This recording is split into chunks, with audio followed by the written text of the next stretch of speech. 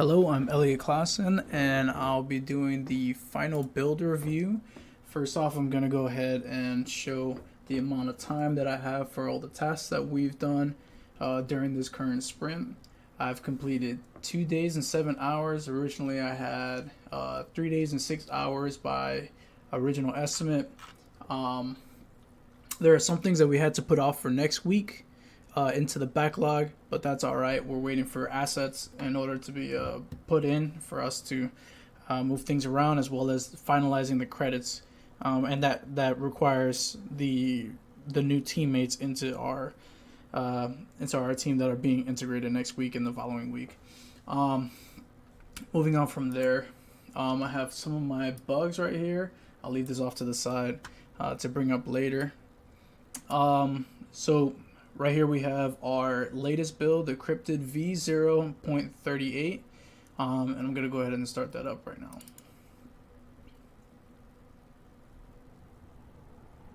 A couple of things that I had done to make improvements on the game are tuning the sound effects and how recent the sounds are. It might be a little loud. Please excuse the way that the screen is. It normally is going to be like that for me just because my monitor is wider. Some of the widgets might look a little off, but that's not the widgets itself. It's just my screen. So I added a sound effect to the Cryptid title screen. I really like this a lot. It reminds me of like Resident Evil. I'm a big fan of it, so I added like a kind of thump. So you press any button and it does that. So moving on from there, I'm going to go ahead and look at some of the tasks that I have completed here. I had some bugs and some things that needed to be implemented and corrected. I'll start off with no audio feedback for sound settings. So in these sound settings over here, I had a sound effect that would play, but it would play continuously throughout the level and it wouldn't stop. As well as an issue where the sliders weren't coordinating with one another. So now you can lower down the music volume, whereas you couldn't before. And instead of it being a ping, now it's the music volume of the overall level, the main menu level. So now that's also linked with the master volume. So now the master volume is linked with all other ones. I had seen that was an issue with the previous instructor playthrough, that I was told that there should be a direct link with all of the sound effects instead of just one thing, or it not being connected at all when you're altering the master volume. So and that applies for all of them. The sound VFX has the ping. But that's a different kind of thing. I wanted to leave that there because the sound effects are a totally different thing that you won't hear in the main menu. There's nothing in here that will supply you that. Moving on from that, implement skip feature into the Cryptid widget within the main menu.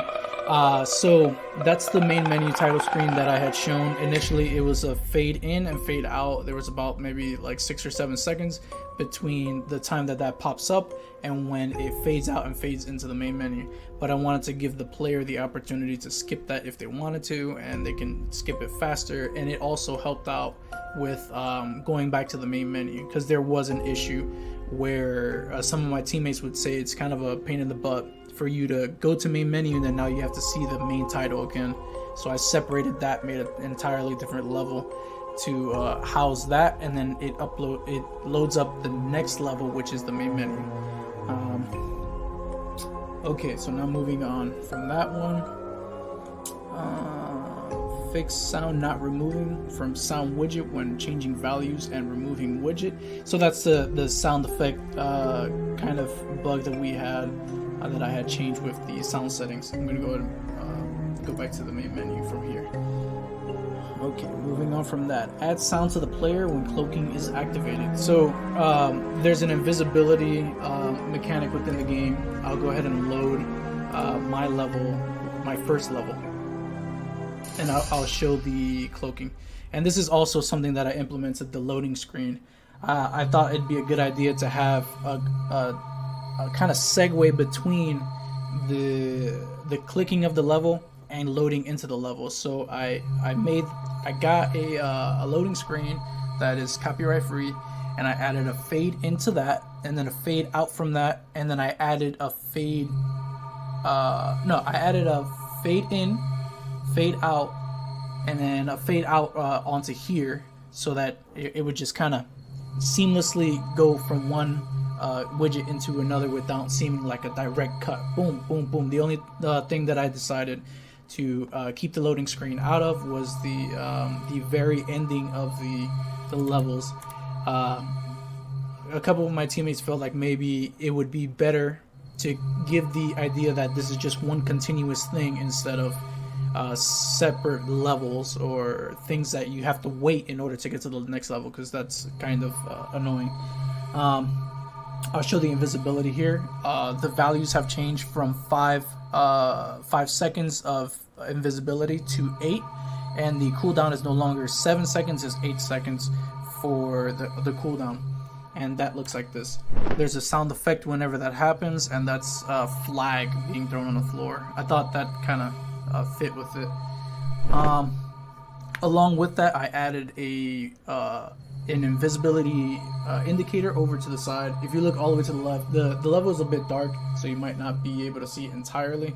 But over to the bottom left, there's a eyeball that pops up. It was originally used for my footprint vision, but I felt like maybe this would work as well. Right now it doesn't appear, but when you use the ability, the white eyeball appears. A widget pops up that kind of turns the screen blue to give like a time slowdown or something like that, just to show you something's going on screen. And then when it removes itself, now there's an eyeball with a line going through it to show you that you're on cooldown. Then it disappears, and that's your cue that, okay, well, I can use this again. Alright, moving on from that. Add widget fade when the player skips the scripted intro. Alright, add loading screen as transition between main menu. So that was my main menu. Work on adding an indicator that shows the remaining time for the invisibility mechanic. So that's the eyeball. Okay, I'll go into my playtesting hours. A lot of that went into changing textures that are kind of a little buggy. There's still a couple left in here, as you can see on this level, but we'll leave that for the next sprint when all the assets come in with the game artist. I'm gonna go ahead and go back to the quit menu as my screen is going to be kind of squished when it comes to this, but I'll bring up my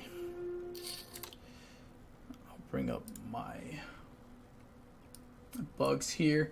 So we had a couple here, and that was a level transition from level 3 not working. That was the ending door. The ending door was not properly written out when it came to open level by name, so I had to correct that. Third row down, furthest back tile. So there were some tiles that were not situated right when it came to if you wanted to move from one tile to another one, it would just throw you right back. So I had to go in there and do that for I think maybe 2, and that was in level 8. And those were the 2 tiles that were in there. The one furthest to the top left in the middle area, and then to the furthest right on the furthest right room of that same level. And let's continue on with reading this. Add tutorial widget to level 8, explaining the 3 keys. I noticed that I didn't put anything to indicate that the player needed to collect key cards, so I added a widget onto there that pops up with wordage to explain what's going on in the level and what you need to do. Because a lot of the teammates that I had played through the level, and they were kind of lost initially as to what they needed to do until they walked forward. To by then, they probably ran into the hunter. Bottom tile misaligned, level 12. Okay, so that was my lab level. all the way at the bottom, the tile was kind of off a little bit, so I had to just move it. Correct level select anchors. So within the level select, that's this right here. A couple of the anchors were off. It looks like one of them is off right here. I don't know why. I changed it back, but that can be changed later. I'll go ahead and that was for all three of the level selection widgets. Keypad requires 2 pins in order to proceed in level 12. So level 12, and I'll show this here because just a simple explanation is not going to show you or give you a good idea of it, and I'll make it quick. So level 12 is mine. Loading screen.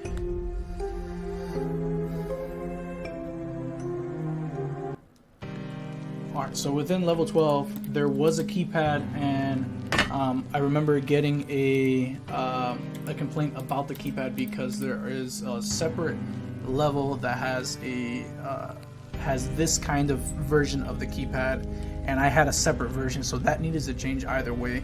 But within that one, we were actually deciding whether or not to keep that, despite that kind of complaint, and it wasn't on my side, it was a team decision. And I had explained that the keypad that I currently had, it would display the widget, but would require you to input the code, the 1962 code, 2 times in order for you to remove the widget from the screen and proceed with the level. If not, the whole entire level would just be bricked, and you wouldn't be able to move forward with it. So we decided to scrap that, move forward with this version of it, and that's what it looks like. So let me go ahead and show briefly what that looks like. So I decided to lay it out here, and give the player the opportunity to go through onto the bottom room, look at the code, come in here. So they type in the code by standing on it, almost like the Simon Says kind of thing, and then stand on the enter button, move over to the door, and the door is open by the time you go through there. There's 2 paths. There's this one, and then there's the one where you could confront the hunter and make your way through the lab like that, and make your way all the way through. I did a couple playtests when it came to changing the invisibility usage time and the timeout. Everything works fine now. It actually adds a bit of difficulty onto it, especially because the widget blocks you from having the ability to end the turn. So to me, that adds more difficulty onto it, because you can't just use the invisibility whenever you want. You need to strategically use it, or you need to end your turn and then use it, or use it and then end your turn, or vice versa, whichever. But with that being said, I'm gonna go back to the main menu. But aside from that, a lot of the playtesting was going through all of the levels and reporting a couple to my teammates, and having a couple of those given to me in order for me to do alterations, making changes to widgets that were text-based, and making preparations for the assets for the game artists to come in, and we can start making changes like that to the game later. But besides that, I'm going to go ahead and put this video to an end. Thank you for watching. Bye.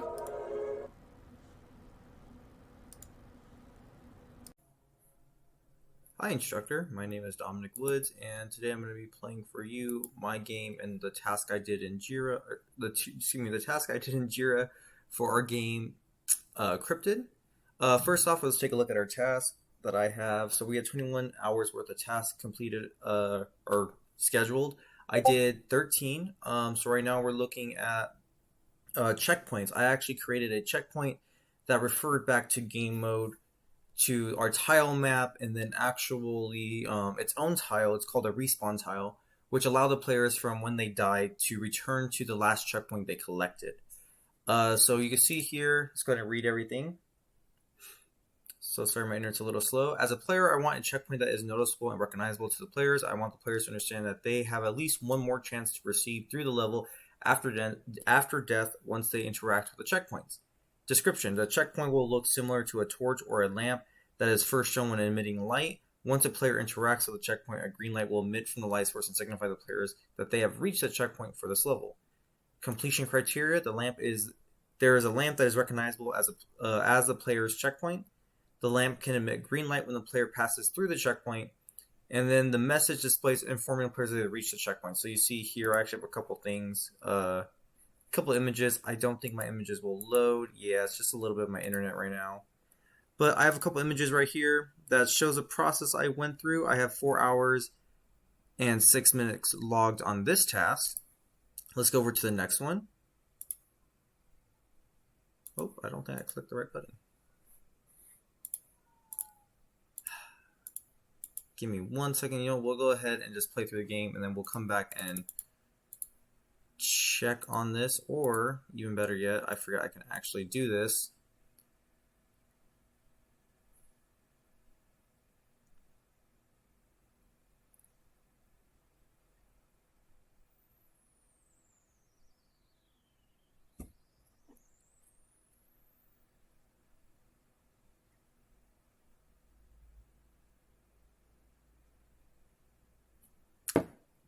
My internet is super slow right now.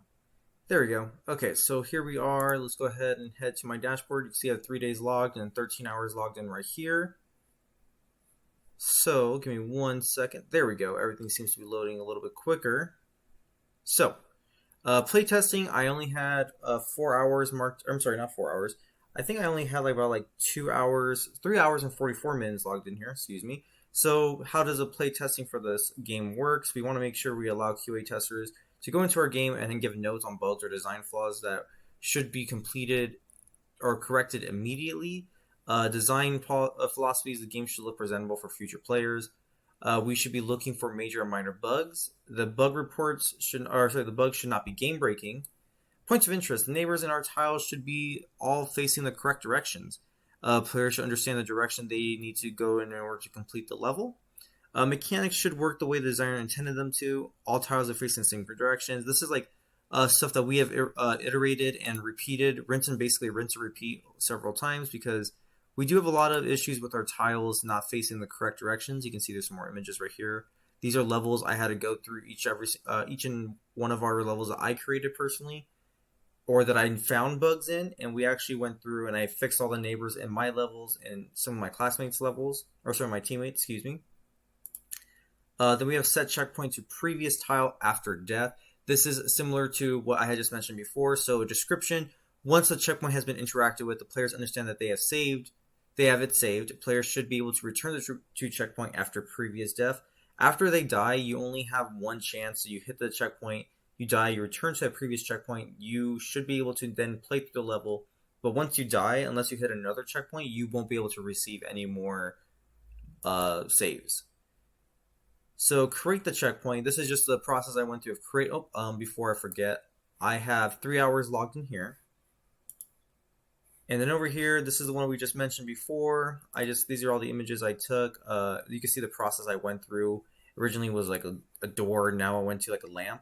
Select checkpoint while saved in main menu. This right here, when you die, you are prompted with a message asking you, would you like to return to last checkpoint? You press yes, it's going to send you back to the checkpoint. So once the checkpoint has been marked, players should be able to quit the level and return to previous checkpoint that was saved. So this was I misunderstood what I was writing right here. So this is actually the reference I actually have is what I just mentioned. When you die, you're going to be prompted with the image on the lose widget saying, hey, would you like to return to previous checkpoint? And you should be able to press yes, and you should be fine. So let's go ahead into our actual game. So we're going to open up Pure Force. I'm going to go to encrypted version the 0.38. I'm going to open this up. You can see we're going to go through this, and in every level we have built so far, we have a checkpoint. So I'm just going to go ahead and choose a level. We're going to play through it. So you're going to see what happens when you collect the checkpoint. One, there should be a widget that displays. the red emitted light in the lamp should go from red to green. And then when you die in the game, it should display a message asking you to retry the level. And instead of retrying, it's going to ask you to actually go ahead and select return to last checkpoint.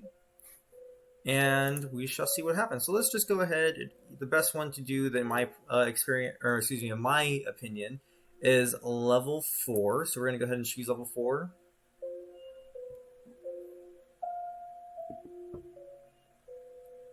And then we're just going to play through all the levels, or some of the levels, so you can see how it works. So when you spawn into this level, obviously as the player, there we go. I want to go ahead and collect these items, but I just want to show you what I did for here. So I'm going to collect this. So I'm going to go ahead and end my turn because I don't want to get attacked right away. So this right here is our checkpoint. You can see it's this red emitted light. So once I walk through it, I'm going to get hit with this message, checkpoint obtained, and the light's going to turn green.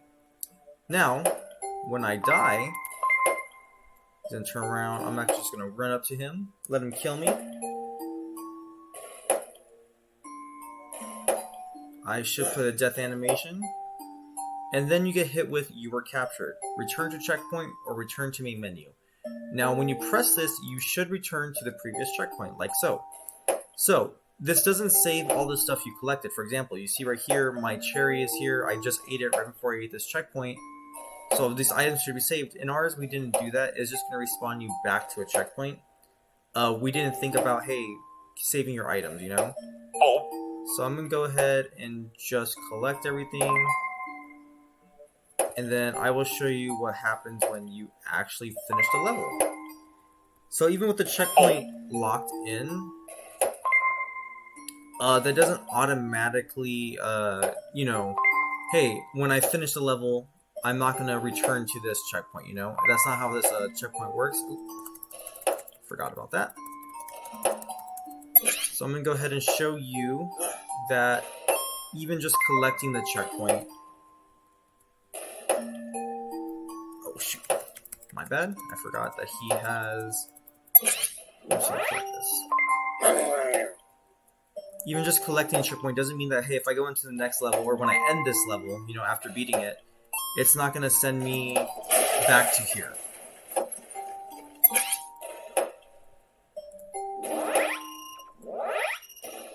going to hit him with that so that way he can't get me.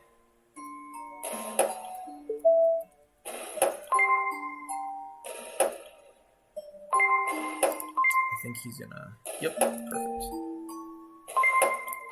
Let him walk around. I'm going to get this cherry. And I just remembered that there is a checkpoint, or not checkpoint, there is a key all the way at the very bottom. So we're going to go ahead. And I'm going to go ahead and collect that.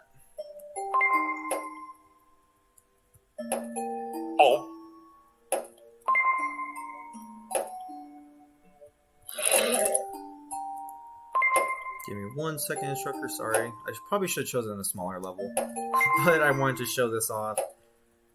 So once you go ahead and collect this last one, we're going to make our way all the way up to the end. I'm not going to make sure I don't die right here. But you can see we have multiple checkpoints. That's actually something I'll show you next. So what happens when you collect multiple checkpoints? So the question there is, okay, so since you collected more, which one is it going to choose? It's going to choose the most recent one. So that way you don't just keep on, you know, the game doesn't bug and doesn't send you to, because it doesn't know which one to send you to. It's going to send you to the most previous tile that you have marked as the checkpoint. So we're going to go ahead. Oh, I think I get hit right here. Nope, I am all good. So then you can go ahead to next level. And you can see here, it does not take you to a checkpoint or a previous checkpoint. So we're going to go ahead and exit out, and I do want to show you what happens when you take both checkpoints. So we're just going to go back to level 4. I'm going to go ahead and check both checkpoints and then die on the second one, so that way you can see that you're going to return to the newest checkpoint marked. So we're not going to play through this excruciating long level. No, we're just going to collect the 2 checkpoints and then call it right there, so that way you can just go ahead and get an idea how it works. So I'm going to collect this one right here. So checkpoint 1 collected. You have the message. It doesn't stay on the screen, so we don't have to worry about that being a bug. And then I'm going to go ahead and try to not die. And then right here. So then I'm going to let the enemy kill me, and you should return to this checkpoint right here. Killed, killed, killed. Oh, I died. And then return to checkpoint. Interesting. So it is not. So that is a bug that we will have to fix. That's an easy, quick fix. It does. But that's my video right now, instructor. I hope you enjoyed. That is a bug that I will go ahead and mark in our bug report. Thank you for watching. Bye.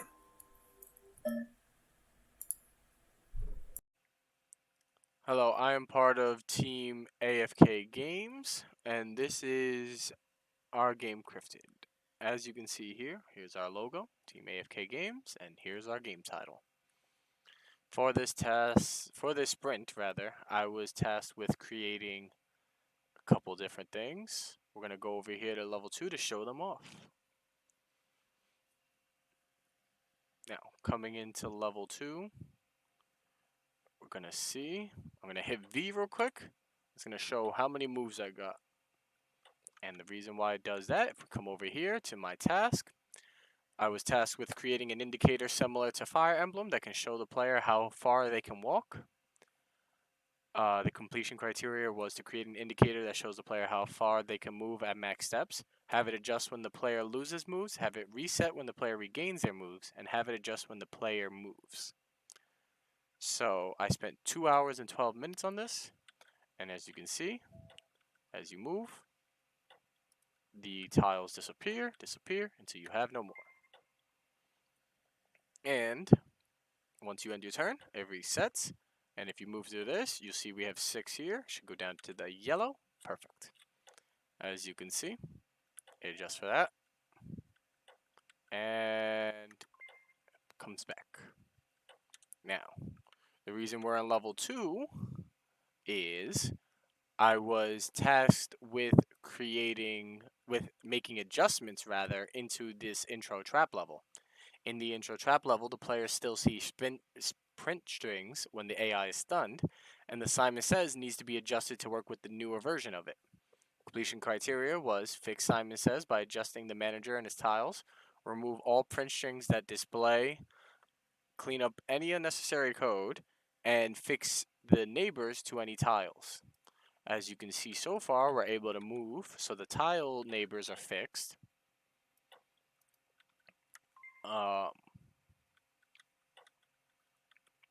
As we're going to keep going through here.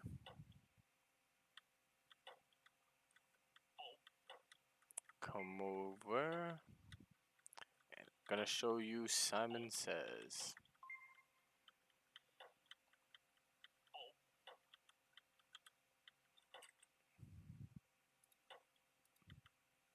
Ah, yes, end my turn. As we come over here, blue and yellow, as the game indicates. And we just come back to the start.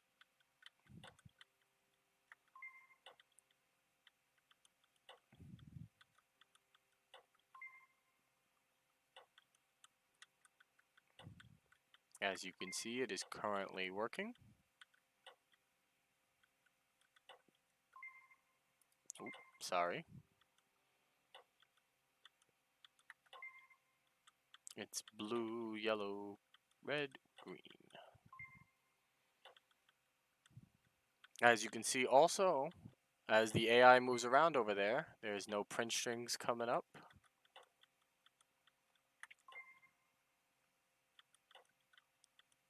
There we go.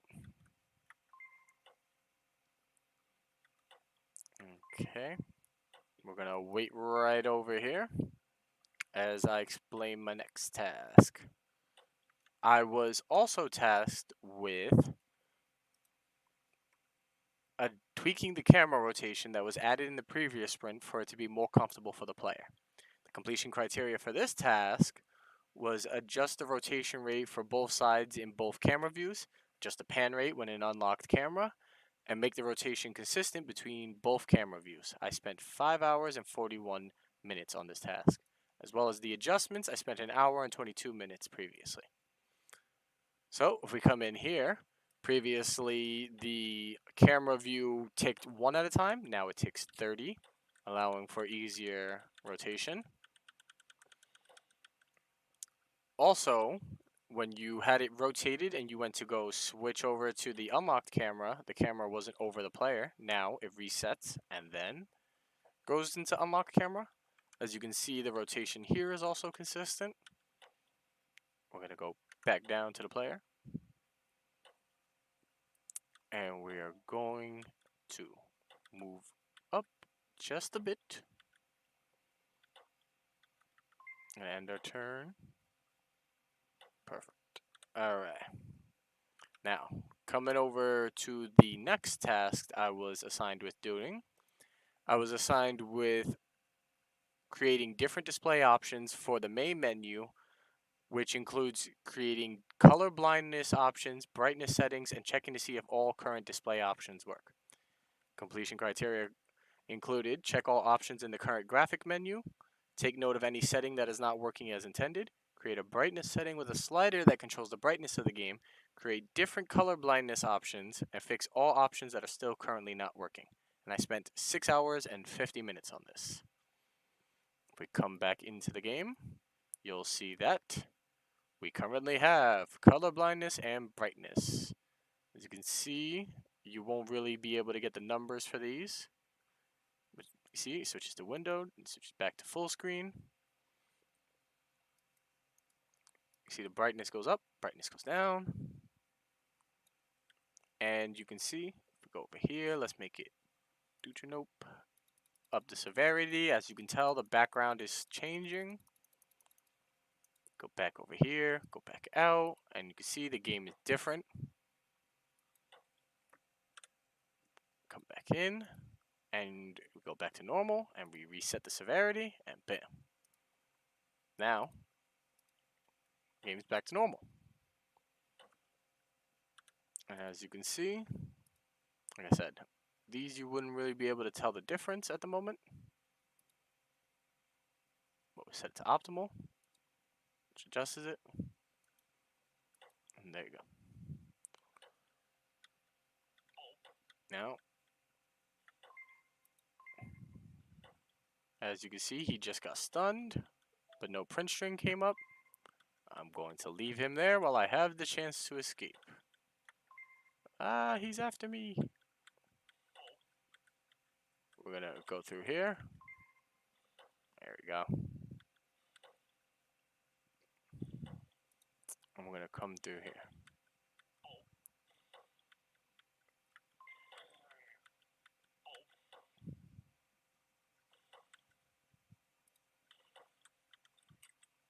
Okay.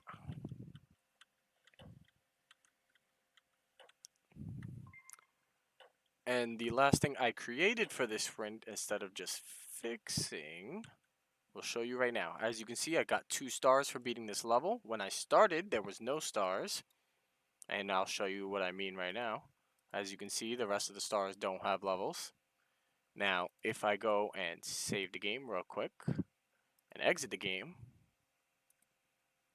I can show you my task. And as you can see, when I leave the game, I would like to be able to save my progress. Completion criteria: create save instance, have it save all variables relating to the star variables. If we come back into the game,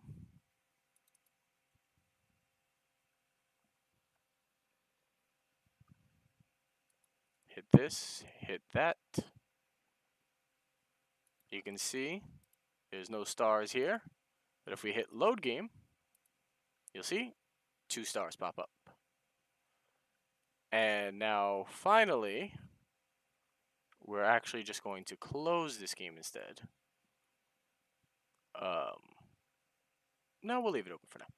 So finally, I was tasked with doing at most 8 hours of playtesting.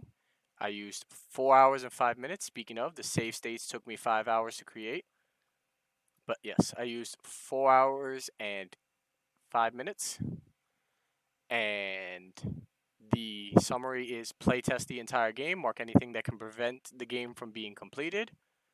And the completion criteria is playtest the entire game, every level, check all menus, etc. Record all bugs on a separate document, and record any suggestions to improve base functionality of the game. If you look over here, we have all the bugs that I made myself, including one from Dom. And if you look over here, oops, sorry about that. Here we go. You'll see all of the tasks made by all of the bugs made by the team that were currently solved and when they were solved. I personally was tasked with fixing the infinite health, which was actually just fixing the big brain, fixing the neighbors in multiple levels, fixing the wrong vents in level 9. They were using the old types of vents. I made them the new ones. The key door was not set in level 11. I set that to be the correct number. The out-of-map AI in the first level was too close and could injure the player when they were in the locker. I moved his location further. The map was misaligned in the second level. Spikes were blocking the pathing for the AI. I fixed that. Bad brain can't kill the player, which was kind of an issue with the infinite health. Both of them ended up being the same issue, and we fixed that together as a team. The 2 AI in the 6th level were getting stuck. With the spike fix, that fixed that. In level 8, we adjusted the camera so that the player can see underneath the floor in a certain area, because it's a 2-floor area. And we fixed the checkpoints so that it doesn't always keep the player at the checkpoint when they go to a new level. And the rest of these were fixed by the team. And as I said previously, this took me 4 hours and 5 minutes. And this entire sprint took me 3 days, 1 hour, and 10 minutes, which comes down to 25 hours and 10 minutes. And just to show off one example of one of the things I fixed, we're going to come over to the first level for this final demonstration. And we're going to walk over here. This is another level in which the neighbors had to be fixed. As you can see, there's no issues with the player having to move through here.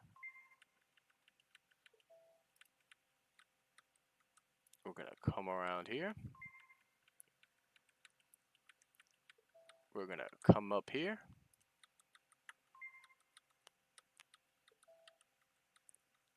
And this is actually one of the neighbors that was wrong. As you can see, I can move up into this tile like no issue.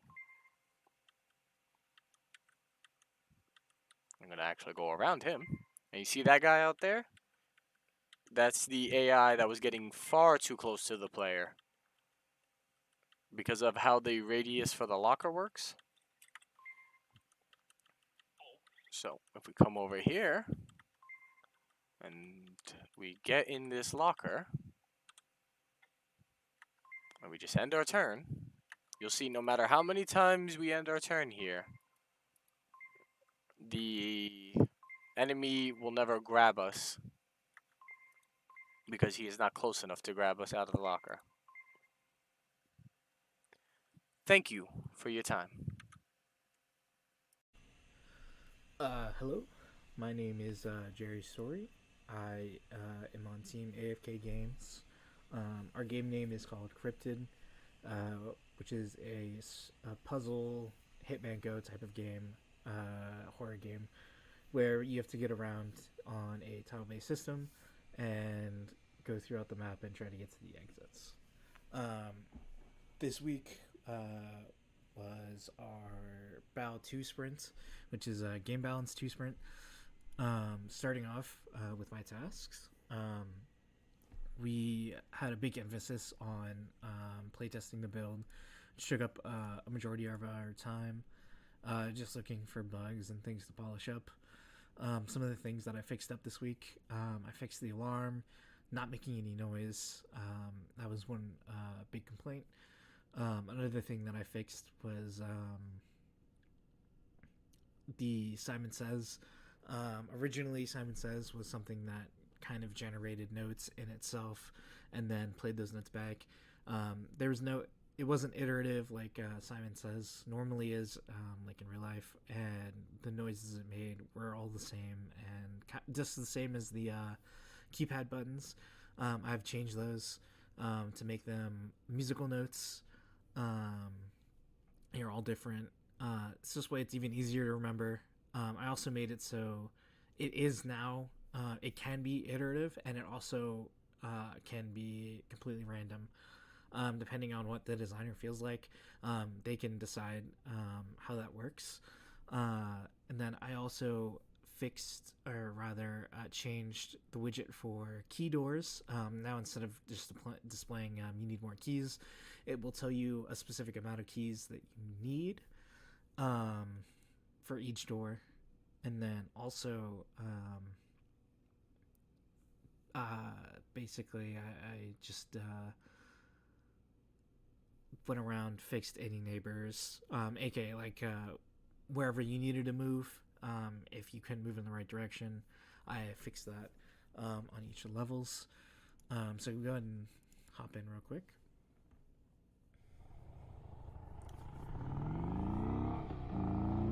I'm gonna go ahead and let the splash screen play and go into the main server.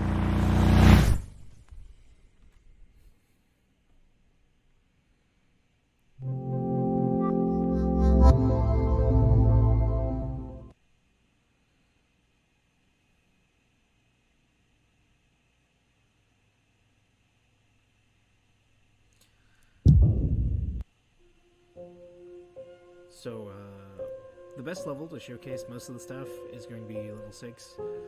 I'm going to have the alarms in here, along with the doors required. So, to showcase the sound, I also had to make sure that players knew to use rocks, which is why I placed 2 right in front of the button. This way it's somewhat obvious. Showcase the sound, obviously, I need it on. Let me turn it down this way, it's a little easier to hear me.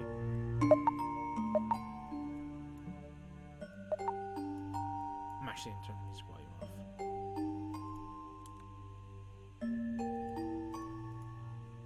Okay.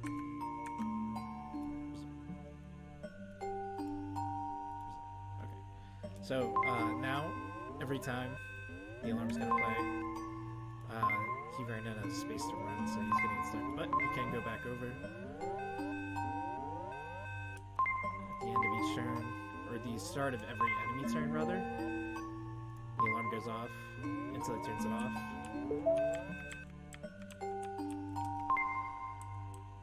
And that's to kind of let the player know that the alarm's going off and that they pressed the button.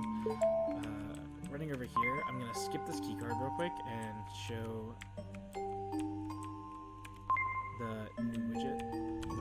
So, as you can see, you require 1 more keys. Collect the 1 key. And now the door's open. I'm going to press the alarm. So that goes off.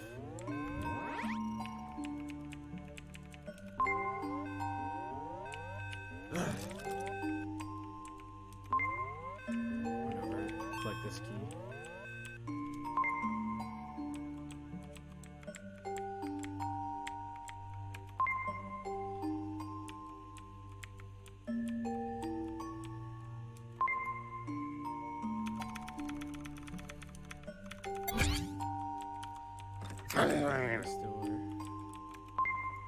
I'm gonna go through here without collecting the key just to show that it works on both doors.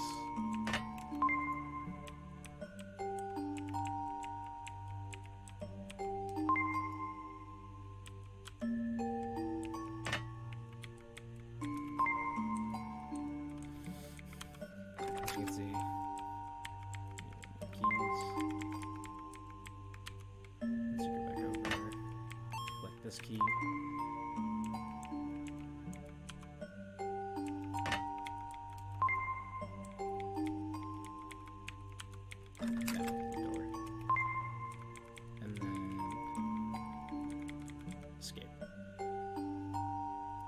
So that was the alarm noise and the keys widget. Moving on to Simon Says. I ended up changing it, so I'm going to show that it's iterative this time. That was the choice that I made for this level.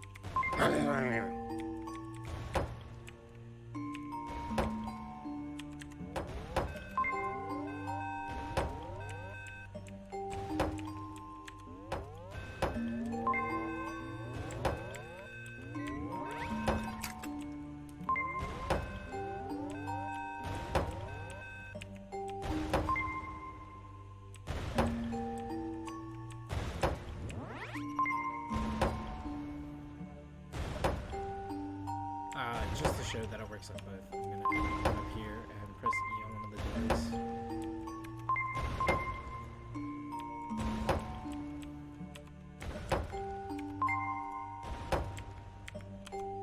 See, you require 2 more keys. The other end would say 1, just like the past rules. If I go down here, I can go back and collect both keys.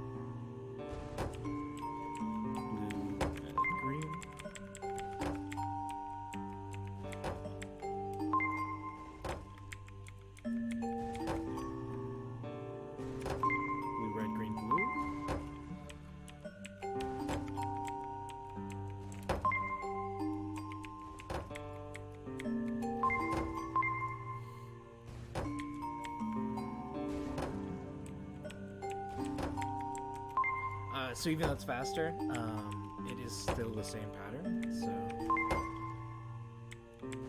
yellow, you get a fun little wind noise along with the door opening. And what's really nice is that the Simon Says also won't play 4th round.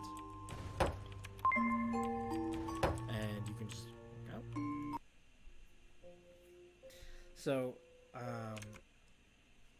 going over the lists and completions. For this one, more obvious. Part of that was adding rocks. I think that this was one of the best ways without like directly telling the player, hey,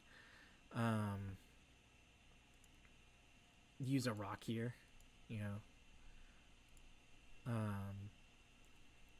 Was probably the best way. I wanted them to be able to figure out how to use the button since this is the first time they're seeing an alarm. Also, the fixing the alarm noise, just like a quick summary. Basically, it wasn't playing any noise before, whether it was after I threw the rock at the button or at the beginning of the enemy turn. I really wanted there to be some feedback for the player to like let them know, like, hey, you did do something other than the visual, like the red button goes in, and then you know the alarm could be off their screen. Now it'll make a noise and basically let the player know that, hey, something is going on.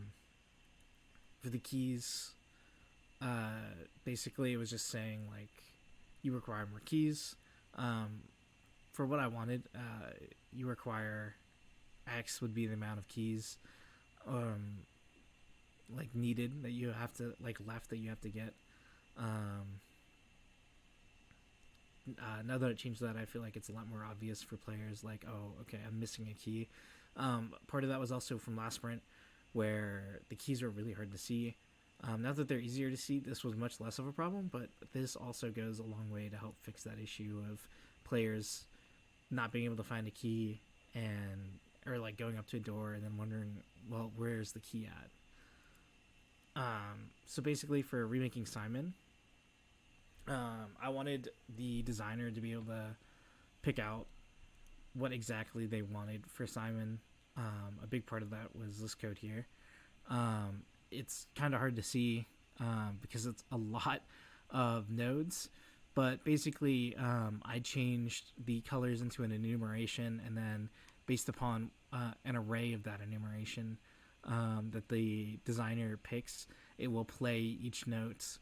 I had originally tried a for each loop for this, which I think most people probably would have, but what ended up happening was all of the lights would shine up at one time, and you wouldn't get an order. It would just be color for red, blue, green, yellow.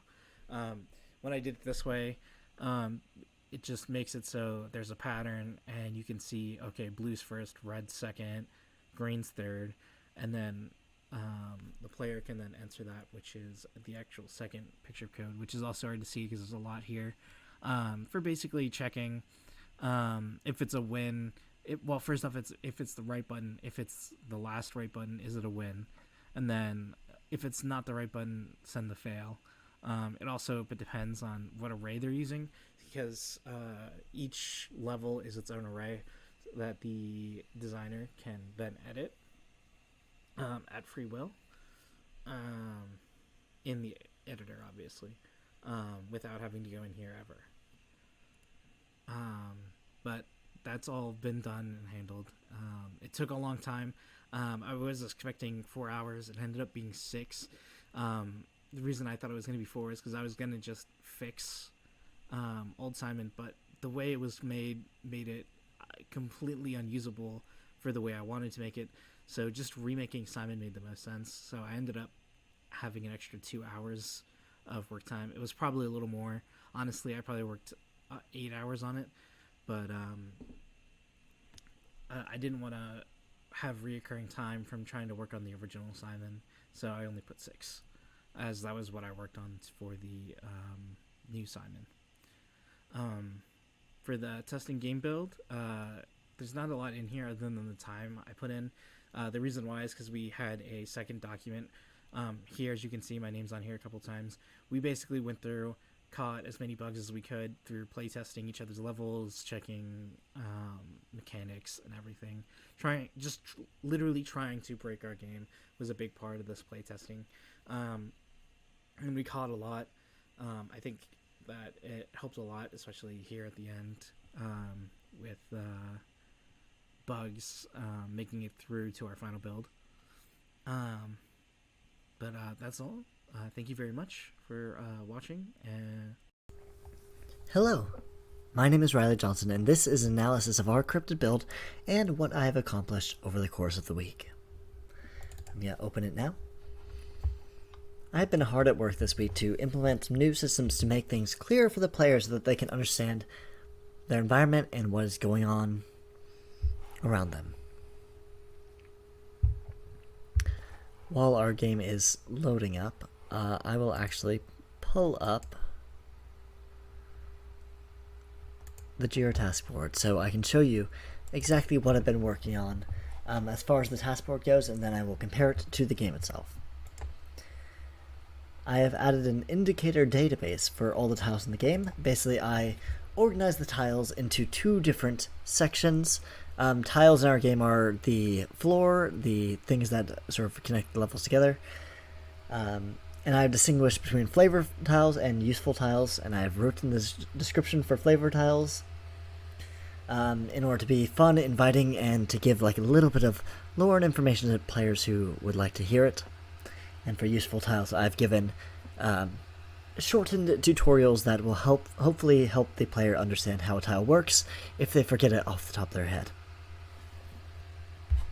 Now with those, I put them into each individual tile, and I made a system so that when you press the middle mouse button, a line trace is drawn from your mouse, from the position of your mouse cursor on the screen, through the tile below it, directly down, and whatever tile is hit will be checked to see if it has a name, and if it has a name, it will put that name in your viewfinder for you, so you are able to identify what certain tiles are. Alright, let's get back to the actual project so we can see that in motion first of all. Let's go ahead and just go to level 1.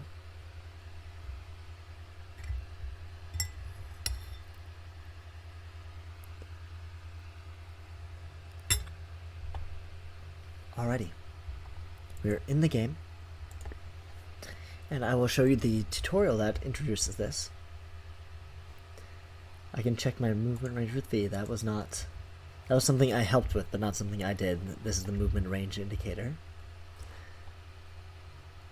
I need to get a better assessment of the area, so I can press Control. This should let me see the hunter and where he is going to inspect terrain with the middle mouse. Press F to open the inspectometer. So I press F. I have this inspectometer here, which is our checking tool to see what things are. So if I want to look at this tree, for instance,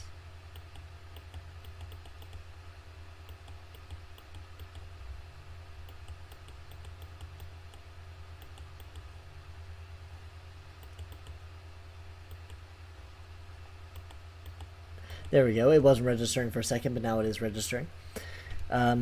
The collision does need to be fixed a little bit. Sometimes it's slightly off. I think I'm going to need to make some adjustments to it over the course of the next week. But for now, it mostly works.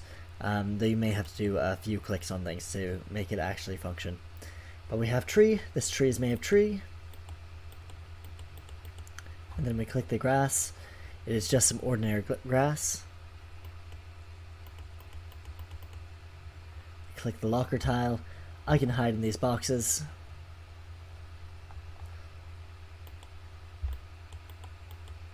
The door here.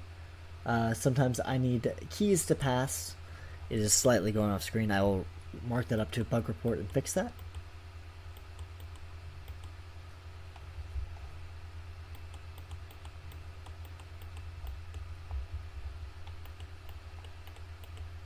And the purple door, these doors are my exit.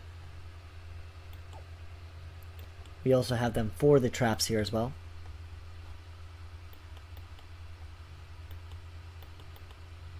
Where we have the brambles. These weeds reduce my movement.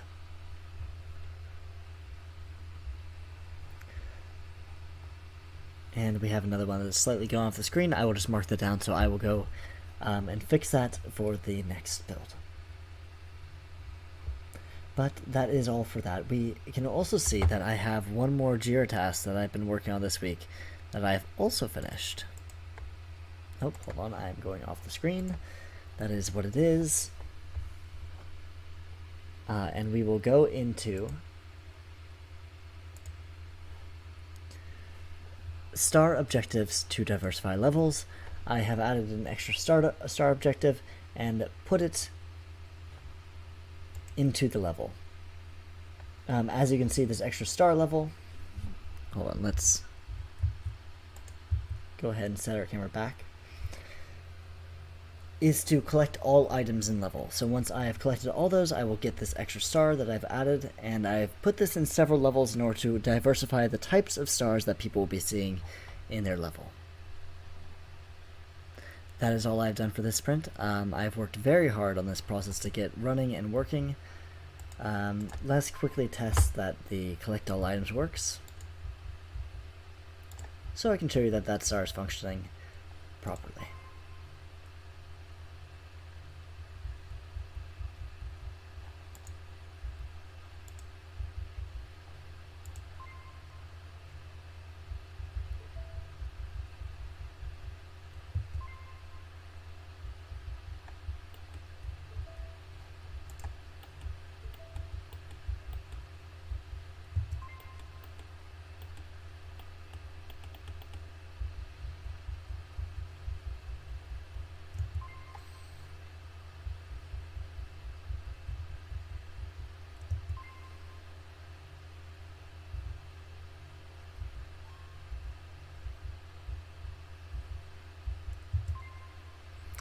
go, snuck by him here.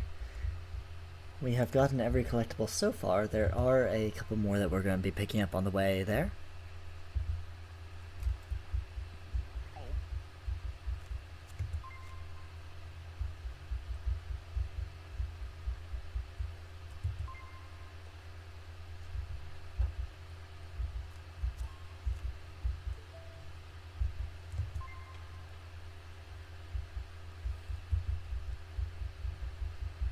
We can just press F to close that inspector meter whenever we want as well. Which I've done, because it just takes up a lot of screen real estate when it's up all the time.